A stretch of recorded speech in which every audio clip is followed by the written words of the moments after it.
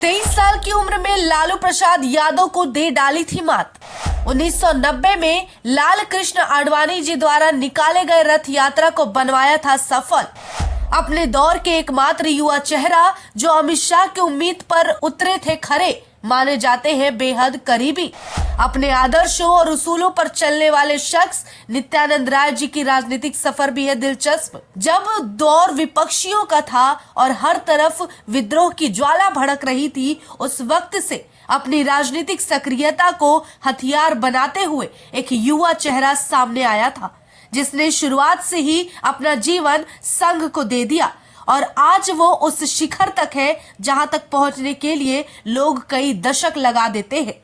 हम बात कर रहे हैं उस व्यक्ति की जिनके व्यक्तित्व के कायल खुद गृह मंत्री अमित शाह हो गए, जिन्हें अमित शाह का बेहद करीबी बताया जाता है।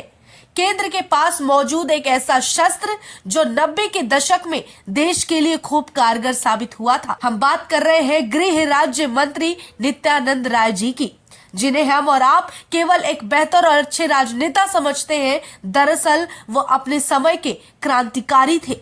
नित्यानंद राय जी की राजनीतिक सफर की शुरुआत जितनी दिलचस्प तरीके से हुई, उतना ही ज्यादा रुचि से भरा इनका पूरा सफर रहा, जहां इन्होंने अपने कर्तव्य को अपना धर्म मान लिया।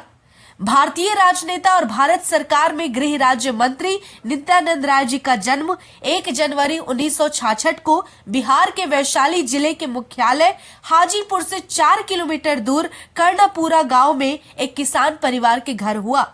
इनकी माता का नाम टेटारी देवी है, जो कि गृहिणी थी, और पिता का नाम गंगा विष्णु राय, जो कि कई वर्षों तक ग्राम पंचायत कर्णपुरा के प्रधान रहे। नित्यानंद राय जी ने अपनी शिक्षा हाजीपुर से ग्रहण की। उन्होंने अपना स्नातक तक का डिग्री हासिल किया है और अपने कॉलेज की पढ़ाई भी उन्होंने बाबा साहेब भीमराव अंबेडकर विश्वविद्यालय के RN यानी कि राजनारायण कॉलेज हाजीपुर से पूरा किया। नित्यानंद राय जी की शादी अमृता से हुई। इन दोनों की एक बेटी भी है।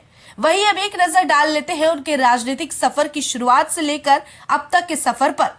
इन्होंने अपनी सक्रियता 1982 से ABPP सदस्य बनकर निभाई थी। 1990 में भारतीय जनता पार्टी में शामिल हो गए और 2000 के विधानसभा चुनाव में हाजीपुर से जीत हासिल कर ली। वहीं एक वाकया किस्सा 22 अक्टूबर 1990 का बताया जाता है, जो कि बहुत ही प्रसिद्ध है, जहां पर नित्यानंद राय जी के कारण ही हाजीपुर से गुजरने वाली लाल कृष्ण आडवाणी जी के नेतृत्व में बिहार पहुंची रथ यात्रा को सफल बनाया गया था।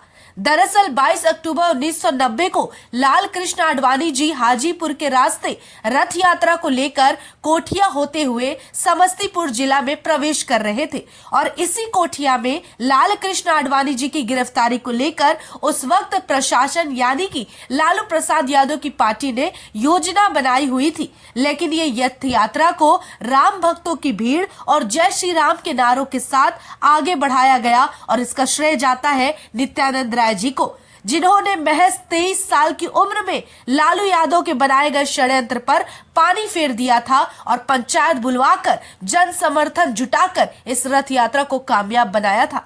वहीं इस वक्त वो समय था जब नित्यानंद राय जी भाजपा के नजर में आए थे। उसके बाद 2000 में बिहार विधानसभा चुनाव में हाजीपुर जीत हासिल करके वो लगातार वहां से 4 बार उसी सीट पर जीतते रहे। 2014 के आम चुनाव में वो उजियारपुर से सांसद बने और 2016 में बीजेपी बिहार अध्यक्ष बनाए गए। उसके बाद नित्यानंद राय जी को केंद्र में जगह देने के लिए 2019 के चुनाव के बाद उन्हें गृह राज्य मंत्री बनाया गया।